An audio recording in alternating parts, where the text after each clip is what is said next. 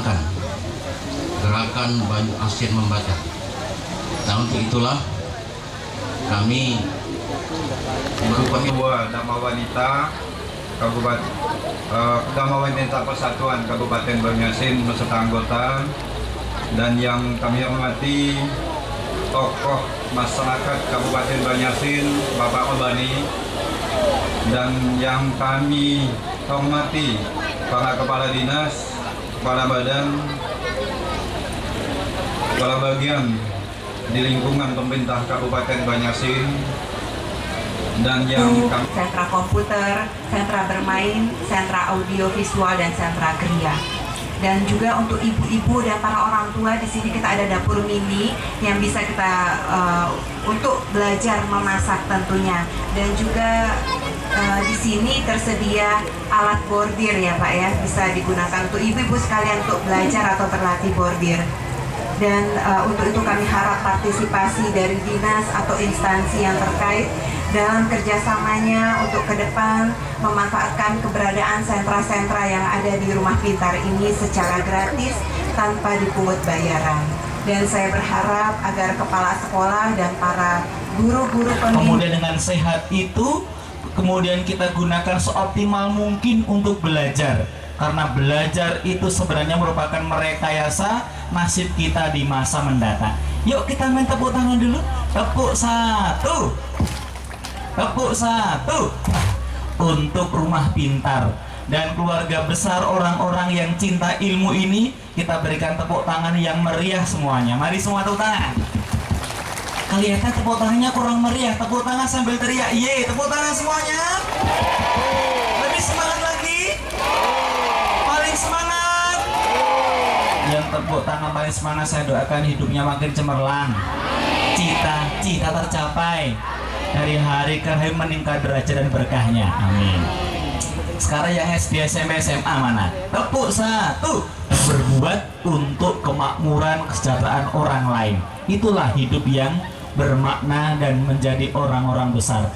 Orang-orang yang hidupnya selalu kehadirannya memberikan manfaat yang besar bagi orang lain.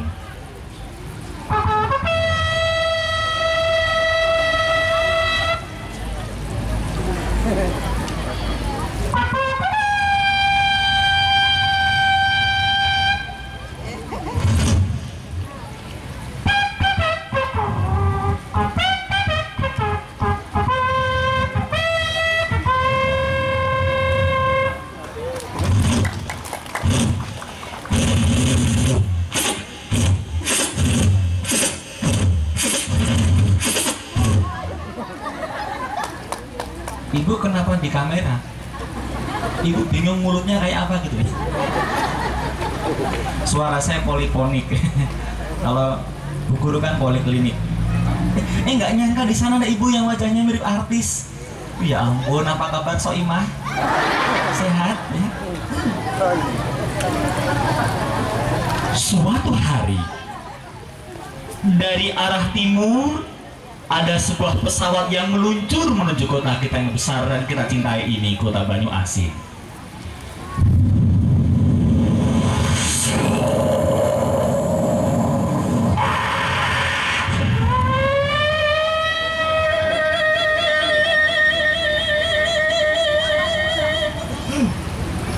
Ada sebuah pesawat menyala.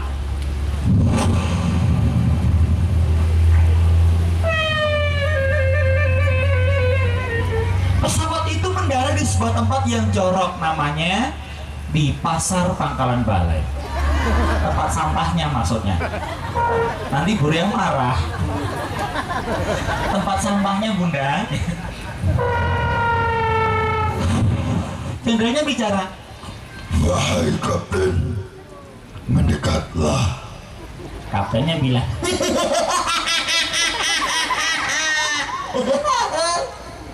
Siap Jenderal. Adakah yang aku harus lakukan beserta prajurit-prajuritku? Kita diperintahkan oleh Maharaja Iblis untuk membuat 5.000 aja. Silakan dimakan. Iya. Tapi rupanya dia lupa dia habis membersihkan sepeda, tangannya nggak dibersihkan, banyak kotoran dari menempel, apalagi makanannya beracun, banyak zat kimianya dan warnanya kelihatan. Bismillahirrahmanirrahim. Allahumma barik lana fima razaqtana wa qina adzabannar. Amin. Enak. Makasih ya, Kang ya. Tapi ketika dia bermain dengan temannya, tiba-tiba perutnya berubah.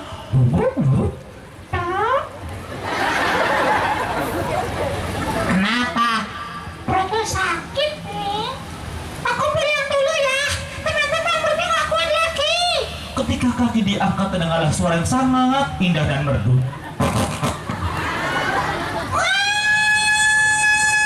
Dia pulang, 5 hari dia merasakan sakitnya. 5 hari. Kita ini karena pesertanya gak banyak, waktu kita mungkin terbatas. Jadi kami pesankan nanti waktunya kita cukup 7 menit.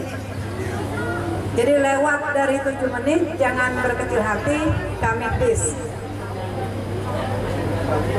Jadi tolong persiapannya nanti begitu ada lampu nanti, lampu pengaturnya, ada lampu hijau. Awan yang kala itu, hingga suatu hari datanglah saudagar muda yang kaya dan tampan juga berhati mulia, datang berniat untuk melamar Munai. Bagaimana Munai? Apakah kamu setuju aku nikahkan dengannya? Akhirnya ditetapkan hari pernikahan Munai dan ia dipilih bersama. Mungkin mereka lapar. Pelayanku, bersiaplah masak nasi yang banyak dan aku akan berburu mencari lauknya. Pak Munai pun pergi berburu ke hutan. Hei teman-teman, mau tahu apa yang didapat Pak Munai di hutan? Ternyata di hutan Pak Munai bertemu dengan seekor gajah. Lalu gajahnya pun dimasak dan dijadikan lauk.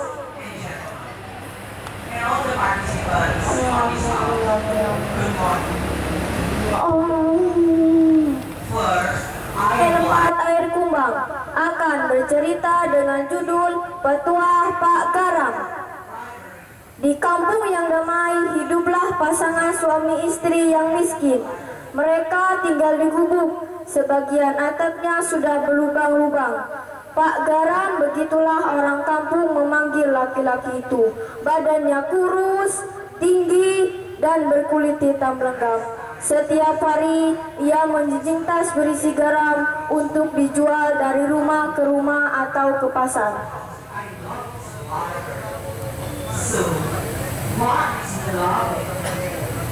Garam, garam, garam, garamnya Bu, Pak, garam. Pada suatu hari, di kampung tetangganya ada orang meninggal. Namun, tidak ada satupun yang dapat memandikan dan menyolatkan jenazahnya. Beberapa orang diutus untuk mencari orang yang dapat memandikan dan menyembayangkan jenazahnya. Ada gelembung, agar tidak pergi kemana-mana. Gelembung anak yang patuh, akibatnya dia tidak memiliki seorang pun teman. Suatu pagi ia membangunkan ibunya. Bu, bangun Bu, hari sudah pagi. Bu, hari ini di kebun panen tebu ya? Tanya gelembung pada suatu pagi setelah ibunya bangun. Iya nak. Bu, aku ingin sekali makan tebu. Pulang nanti pun pulang dengan membawa tebu pesanan anaknya. Ini tebu pesananmu. Gelembung bergegas mengambil tebu yang dibawakannya. Bu, kok tebu busuk lagi yang dibawa? Mana tebu bagusnya Bu? Ibunya meninggalkan gelembung tanpa menghiraukan pertanyaan gelembung. Pedih hati gelembung melihat sikap ibunya. Ia pun bertembang. Tebu sebatang rumah saya, anak seka umat tersayang, anak seka jadi burung, burungku au di pajar ari, nyanyian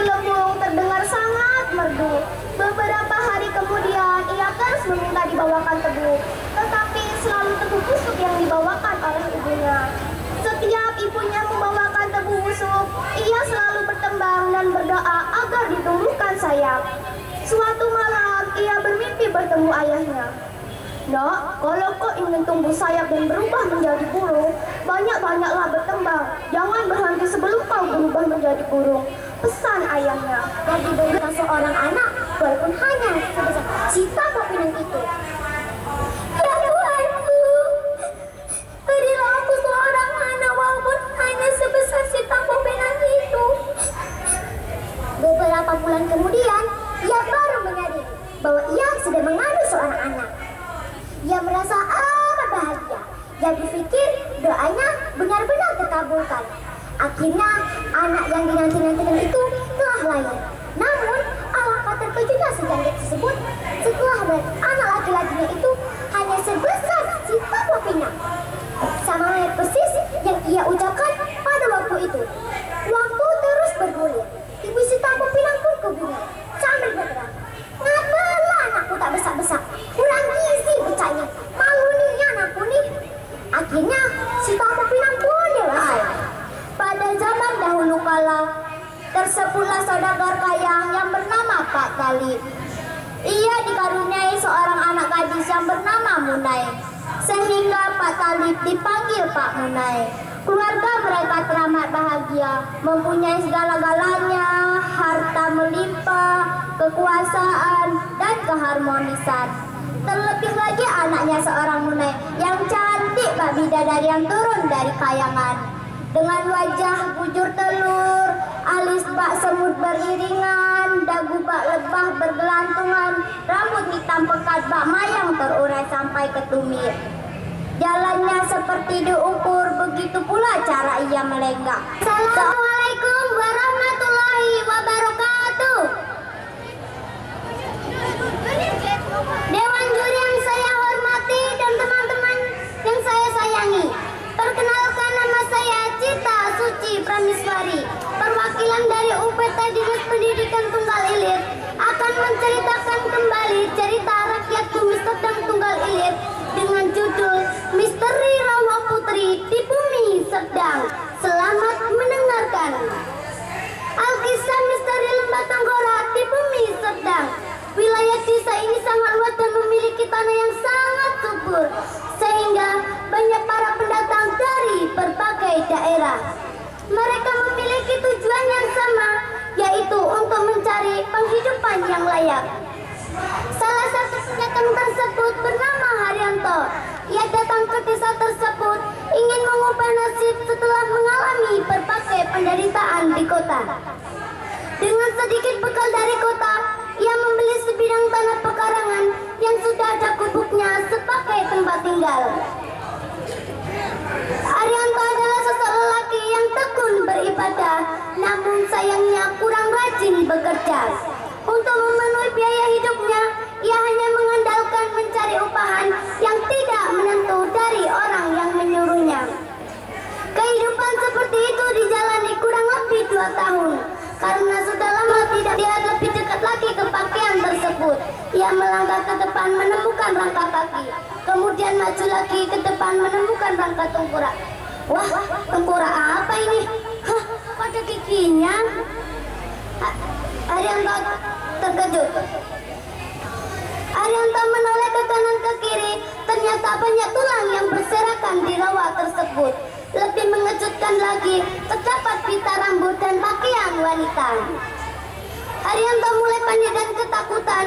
Ia lari sekencang mungkin sambil berteriak-teriak minta tolong. Tolong, tolong, tolong, ada tengkorak, tolong, tolong. Ia sudah tidak mempedulikan lagi betapa sulitnya lari di antara semak belukar. Haryanto terdampar karena karam sehingga tidak dapat melanjutkan perjalanannya. Menurut bahasa penduduk, terdampar adalah tersangsang. Istilah inilah yang melahirkan nama dusun Sungsang. Selain dari itu, ada pula yang mengatakan air dari batang hari di hadapan dusun. Tidak lupa membawanya.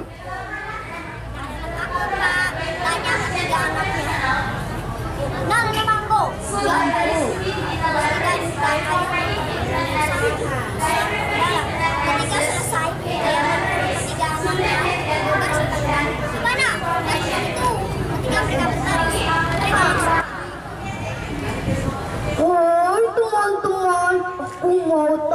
tanya sama kalian, kalian salah tidak tinggal di sini? Pasti dong bagus, aku senang sekali tinggal di sini.